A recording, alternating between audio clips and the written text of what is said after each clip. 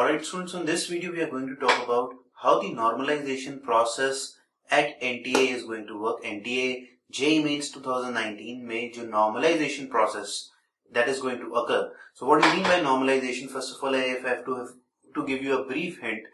So for example, you and me take a paper on a different day in a different session. So for example, it is stated that every day there will be two sessions, morning and the evening session. So अगर हम बात करते हैं तो there is possibility which NTA ने भी माना है कि मॉर्निंग और इवनिंग के पेपर में डिफिकल्टी लेवल एग्जैक्ट सेम रखना मुश्किल है. It is impossible, right? There would be variation और हो सकता है डिफरेंट डे पे ज्यादा वेरिएशन हो, कम हो, हमें नहीं पता.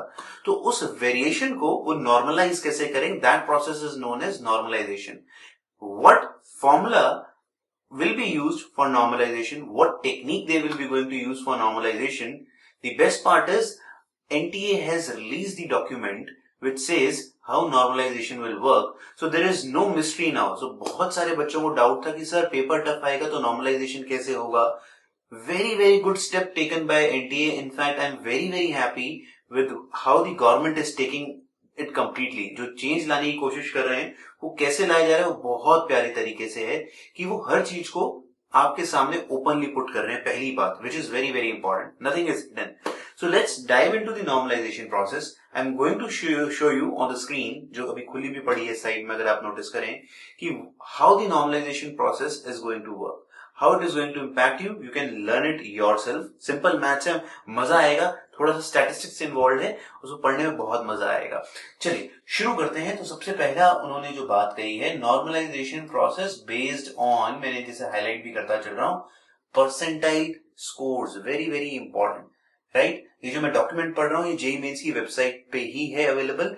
You can find the link of this in the description below. अपनी मर्जी से कोई डॉक्यूमेंट नहीं है. सो परसेंटाइल स्कोर समझना आप लोगों के लिए बहुत जरूरी है. ये एग्जैक्ट मार्क्स के ऊपर बेस्ड नहीं होता है, ये कैलकुलेशन कुछ और पैरामीटर पे होती है, which we are just going to talk about. Okay, so normalization process based on percentile score is now going to happen, right? Which will ensure that nobody gets benefited or disadvantageous position किसी को नहीं मिलनी चाहिए because of difficulty level of the examination completed. Okay, so अगर हम इसमें बात करें समझने की कि वो क्या है, कैसा है, अब आते हैं डिटेल में घुसते हैं. एनटीए ने साफ क्लियर करा है कि ये नॉर्मलाइजेशन प्रोसेस जो है जनरली हर कॉम्पिटिटिव एग्जाम में यूज करते हैं ये लोग, और फॉरेन में भी जनरली ऐसा ही कुछ यूज करा जाता है जहां से एम्बाइब कर रहे हैं. So first of all what do mean by percentile score? Percentile score समझना सबसे ज्यादा जरूरी है. मैं हाईलाइट कर रहा हूं फिर से. The percentile score indicates the percentage of the candidates that have scored equal और बिलो मार्क्स देन यू. सो इसमें दो चीजें बहुत इंपॉर्टेंट है, वर्ड यूज करा जा रहा है. एक है परसेंटाइल स्कोर और एक है रॉ स्कोर. रॉ स्कोर का क्या मतलब है? जो आपका एग्जैक्ट स्कोर आया है that is called your raw score. So for example somebody scores 250 out of 360, तो 250 आपका क्या है? रॉ स्कोर है. But that is not the percentile score. Percentile का स्कोर का क्या मतलब होगा वो समझना बहुत जरूरी है. तो वो क्या है? It indicates the percentage of the candidates that have scored equal और below your raw score. Now that is what is the thing. मैं थोड़ा डिटेल में अभी इसको समझाता हूं, थोड़ा सा वेट करो. परसेंटाइल स्कोर कितने डिजिट तक कैलकुलेट करेंगे? डेसिमल में 7 डिजिट तक कैलकुलेट करेंगे, 7 डेसिमल प्लेसेस है, सो दैट टाई की अगर पॉसिबिलिटी होती है that will help. Still there is a tie. Tie कैसे रिजॉल्व करा जाएगा वो आगे बात करी गई है अभी, ठीक है? आइए समझते हैं पहले कि जो कैलकुलेशन है परसेंटेज स्कोर की, परसेंटाइल स्कोर की, वो कैसे करी जाएगी. The formula given is very simple, 100 into number of candidates appeared in the session. So very important, appeared.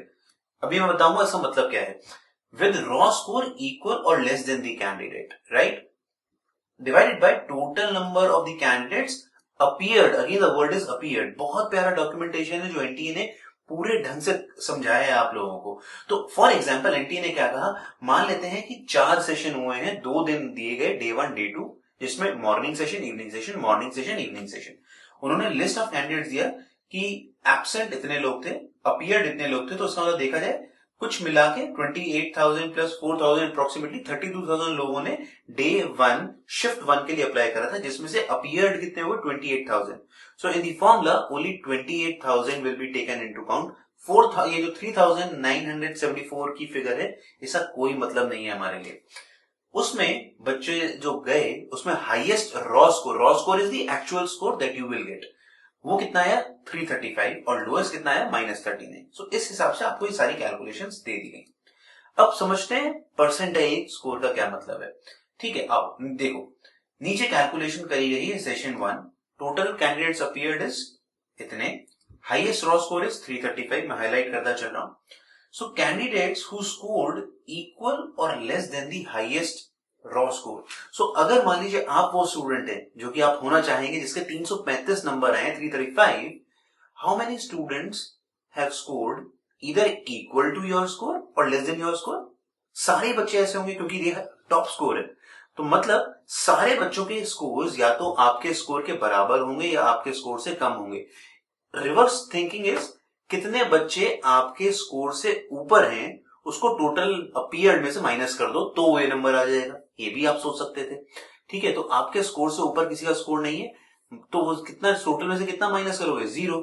Appear कितने हुए थे? 28,012 minus 0, that means 28,012 people have scores equal और लेस देन यू.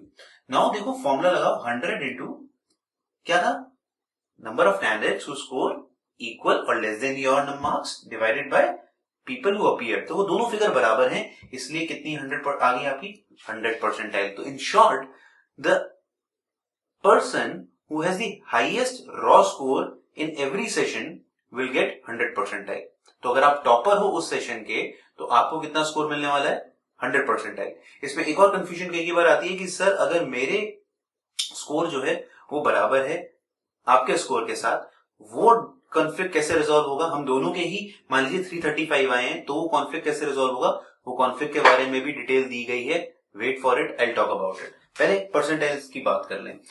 ठीक है, क्लियर है. इसमें एक और नीचे कैलकुलेशन पे आओ. नीचे कैलकुलेशन में देखो उसने क्या कहा.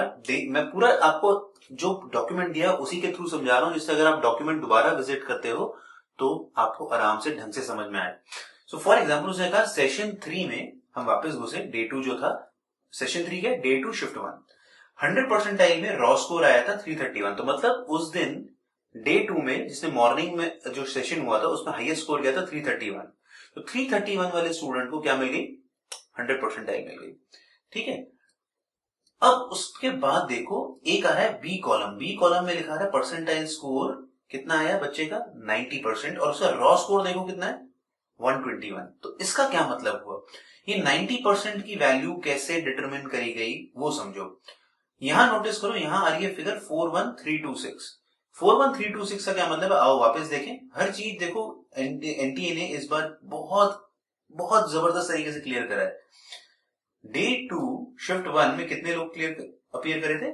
41326. That is why the figure we are dividing by is 41326. ये अपीयर्ड कैंडिडेट्स. इसमें क्या हुआ? Indicates 90 percentile have scored either equal to or less than the candidate B. मतलब आपका 121 स्कोर आया था. ये क्या स्कोर है? 37,244. मतलब इतने सारे लोगों के स्कोर या तो 121 से कम है या 121 के बराबर है. ये मतलब हुआ. समझे आप इस बात को? और अगर आप 41326 में से ये वाली फिगर माइनस कर दो, दैट इज 37244, वो उन लोगों का स्कोर 122 या 122 से ज्यादा आया होगा. ये मतलब है. इसलिए आपका जो परसेंटाइल बैठा वो कितना बैठा? 90.1224411. 7 डेसिमल डेसिमल निकाला जा रहा है. क्लियर हुआ तुम सबको ये बात? अगर हम रॉ स्कोर 41 की बात करते हैं तो इसका मतलब 20,851 लोगों का अभी भी स्कोर जो है या तो 40 था या 40 से कम था. और ये जो नंबर ऑफ कैंडिडेट्स की बात कर रहे हैं ये लोग यहाँ पर, इसका मतलब क्या है? दैट इतने लोगों का स्कोर 40 ही आया, 41 ही आया. यहाँ पर उतने ही लोगों का स्कोर 77 आया. I hope you are making sense. नहीं तो वीडियो को पॉज करके दोबारा इस डॉक्यूमेंट को देखोगे तो बहुत अच्छा डिटेल में समझ में आएगा. Got it? क्लियर? तो -15 अगर देखो आपके मार्क्स आते हैं तब भी पॉसिबिलिटी क्या है कि आपकी परसेंटाइल तो कभी भी नेगेटिव में जाने नहीं वाली। स्कोर, रॉ स्कोर नेगेटिव में जाता है, percentile always will be between 0 to 100। सो अगर -15 आया तो -15 में अभी भी 456 लोग ऐसे थे जिनका स्कोर -15 से कम या उसके बराबर था, जिसमें 100 लोगों का स्कोर -15 ही था। Got it? This is what is meant by this. अब इसमें इंटरेस्टिंग बात क्या हुई, अब जो हम कंफ्यूजन की बात पे आते हैं कि सर अगर मेरा और आपका स्कोर बराबर है, जो हम बात कर लेते हैं, चलो टॉपर का 331 स्कोर था, 331 आपका भी है और मेरा भी है, तो कॉन्फ्लिक्ट कैसे रिजॉल्व होगा वो बात समझने की कोशिश करते हैं। सो कैंडिडेट्स की जो स्कोरिंग है वो किस तरीके से, परसेंटाइल स्कोर कितने बनाए जा रहे हैं वो समझो। 4 परसेंटाइल स्कोर बनाए जा रहे हैं। मैं दिखाता हूं तुम्हें स्क्रीन पे कि परसेंटाइल स्कोर क्या करा जा रहा है। एक तो टोटल स्कोर का परसेंटाइल 331 अगर आपका आया था तो 100 परसेंटाइल मिली आपको सबसे पहले। फिर हम नेक्स्ट घुसे, इंडिविजुअल सब्जेक्ट वाइज भी परसेंटाइल बन रही है, तो सबसे ज्यादा वेटेज किसको मिल रही है? एज यूजुअल मैथ्स की परसेंटाइल को, फिजिक्स एंड देन केमिस्ट्री। और लास्ट अगर टाइप होता है candidates older in age to be preferred, मतलब जिनके उम्र ज्यादा है तो उनको ज्यादा प्रेफरेंस दिया जाएगा। मुझे ये क्राइटेरिया नहीं थोड़ा कम समझ में आया पर लिखा है तो हमें मानना पड़ेगा। अब इसका क्या मतलब है वो भी बहुत प्यारे तरीके से इन लोगों ने समझाया है, वो समझते हैं। देखो मैं थोड़ा सा नीचे जा रहा हूं तुम्हें ये चीज समझाने के लिए। ये लिस्ट में हम वापस भी आके दोबारा रिविजिट कर सकते हैं, कोई बड़ी बात नहीं है। ठीक है, थोड़ा वीडियो लंबा है, प्लीज आराम से बैठ के इसको ढंग से देखें, बहुत इंपॉर्टेंट है, सारे डाउट्स आपके क्लियर हो जाएंगे। So for example, if you have two students whose percentile is same, now what you will do, you will look into their scores for math. ठीक है, मैथ में कितना परसेंटाइल आया है उनका। सो अगर मैथ्स में परसेंटाइल, एक सेशन में तो कोई ज्यादा प्रॉब्लम नहीं है, अभी मैं दिखाता हूं। एक सेशन में तो आपको पता ही है कि यार अगर उसका रॉ स्कोर ज्यादा है तो सिर्फ उसके रॉ स्कोर का अगर मैथ्स का ज्यादा होगा, अगर टोटल स्कोर बराबर है तो प्रायोरिटी मिल जाएगी। हम बात कर रहे हैं डिफरेंट सेशंस में कैसा होगा। So let's come back to that. Okay, so अभी पहले बीच में जैसे पैटर्न है उसी को फॉलो करते हैं। तो उन्होंने क्या करा, मैं आपको जो स्क्रीन पे स्क्रॉल कर रहा हूं काफी तेजी से, वो देखो ये क्या करा। सो प्रिपरेशन ऑफ रिजल्ट कैसे करा जा रहा है, देखो एक और अच्छी बात क्या कही गई है यहाँ पर, इन्होंने एक मेजर क्या कहा है, in the event of more number of days. So since कि कितने लोग एक सेशन में अपीयर करते हैं वो डिवाइड हो रहा है बार बार, तो होमोजीनियस मिक्सचर बनाने के लिए ये भी एनटीए इंश्योर करना चाहता है कि जो वो सेशंस का टाइम अलॉट करते हैं उसमें approximately deviation of students appearing कम हो, मतलब एक सिमेट्री मेंटेन हो। कि अगर हम कहते हैं कि यार एक दिन में मॉर्निंग सेशन में 40,000 बच्चे होते हैं, तो मतलब वो 40,000 बच्चे ही हर सेशन में होने चाहिए, मॉर्निंग इवनिंग जितने भी सेशन हो, जिससे परसेंटाइल कैलकुलेशन में वेरिएशंस ज्यादा आने के स्कोप ना हो, which is a very very interesting thing. इसका मतलब क्या हुआ, आपको आखिर तक ये नहीं पता चलना चाहिए, मेरा जो एक्सपेक्टेशन है कि आपको आखिर तक ये नहीं पता चलेगा कि कितने दिन तक जेई का पेपर होने वाला है। That depends on the number of people who get enrolled और who are trying to appear for JEE Mains, right. Okay, so अगला बात क्या हुआ, 2-3 तरह की लिस्टिंग बन रही है रॉ स्कोर्स की, परसेंटाइल स्कोर। परसेंटाइल स्कोर हमने कितने कैलकुलेट करे बच्चों, 4। One is total score, other is maths, physics, chemistry, 4 चीजें। ठीक है, चलिए जी आइए। अब मर्जिंग कैसे होगी कि आप मान लीजिए आपने दिया था डे 1 मॉर्निंग में, मैंने दिया डे 2 इवनिंग में, तो how that merging is happening, let's just see that. So मान लेते हैं ये जो चीज दे रखी है सेशन 1 में, देखो ये जो कैंडिडेट है 720 रोल नंबर, ही स्कोर्ड 335, उस दिन का टॉपर है, उस सेशन का, बल्कि सेशन बोलना चाहिए, दिन का नहीं, सेशन का टॉपर है। तो इसकी परसेंटाइल कितनी बोल दी गई, 100 परसेंटाइल। फिर हमने इसकी मैथ्स में परसेंटाइल कैलकुलेट करी, देखो मैथ्स में इसकी परसेंटाइल कितनी है, 99.99, 100 नहीं है, क्यों, इसके मैथ्स में कितने नंबर आए, 115। इस बंदे का स्कोर देखो, इसके 295 है पर इसके मैथ्स में कितना स्कोर है, 120। सो इसका मैथ्स का परसेंटाइल देखो क्या कर दिया गया है, 100। गॉट इट, ठीक है। तो जिसके भी हाईएस्ट आए होंगे उस दिन फिजिक्स में, उसको क्या मिल जाएगा, 100 percentile in physics, not in totality but in physics. तो फॉर एग्जाम्पल दिस 879% स्कोर्ड 120, उसको यहां मिल गया। केमिस्ट्री में देखो 100 परसेंटाइल 111 नंबर पे मिली है, तो 111 नंबर पे उस बंदे को आपने परसेंटाइल दे दी। बट टोटल परसेंटाइल कैसे calculating, highest score of that, 100 percentile at 335। ठीक है, अब देखो मैं इसी विंडो को थोड़ा सा छोटा कर रहा हूं जिससे मैं आपको थोड़ी सी कैलकुलेशंस और अच्छा समझा पाऊं। अब देखो मैंने साइड बाय साइड एक और शीट खोली, ये मेरी शीट क्या दिखा रही है, ये शीट उन बच्चों की है जिन्होंने सेशन 2 में मतलब इवनिंग शिफ्ट, ठीक है, तो मान लेते हैं आप मॉर्निंग शिफ्ट वाले थे, आपकी 100% आई है 335 स्कोर पे, मेरी 346 स्कोर पे 100% आई है, that is in the session 2 346 जिसका स्कोर आया था उसको रैंक 1 मिली थी उस सेशन में। दोनों का हम दोनों का जो परसेंटाइल स्कोर है ऑन दी टोटल स्कोर वो बराबर है, हम दोनों 100% आई पे हैं, ठीक है। आ जाओ सेशन सी की भी बात करते हैं। 331 वाले को 100% मिली क्योंकि वो अगले दिन टॉप बना मॉर्निंग सेशन में। डी वाला सेशन क्या हुआ, डे 2 इवनिंग सेशन, उसमें 332 मार्क्स पे ही you got the 100%, right, so that mean 100% आ गई। अब इसमें से सबकी टोटल 100% कितनी है, 100। How you will decide that किसको रैंक 1, रैंक 2, रैंक 3, रैंक 4 मिले, अब नोटिस करते हैं। मैं तुम्हें यहां दिखाता हूं कि कंपाइल होने के बाद, this is the compiled stuff, देखो ये क्या है, इसको चलो मैं बड़ा करके दिखाता हूं तुम्हें पहले एक बार। ये इन्होंने कहा कि रिलीज करा कि ये है कंपाइल्ड, इसमें नोटिस करो किस सेशन वाले को फर्स्ट रैंक दे दी गई है। Okay let me just show you, rank भी नीचे आएगी, यस, इसमें see session that is morning day 2 वाले को क्या मिला है, रैंक 1, मॉर्निंग इवनिंग सेशन 2 वाले को सेकंड, डे 1 सेशन 1 को थर्ड, और B that is day 1 session 2 वाले को चौथी रैंक मिली है, जबकि सबकी अपने इंडिविजुअल सेशन में कितनी रैंक्स थी, 100% आई। सो ऐसा क्यों हुआ अब वो समझते हैं। देखो सी वाले का, अब आ जाओ इधर, सी वाले का एक बार रिजल्ट निकालते हैं। सी वाले के 331 नंबर थे, ठीक है, 100% आई, ही स्कोर्ड 100% आई। अब इसी से देखो तुम्हें यहीं पर क्लैरिटी हो जाएगी, मैं यहीं पर खोलता हूं इस सारी चीज को।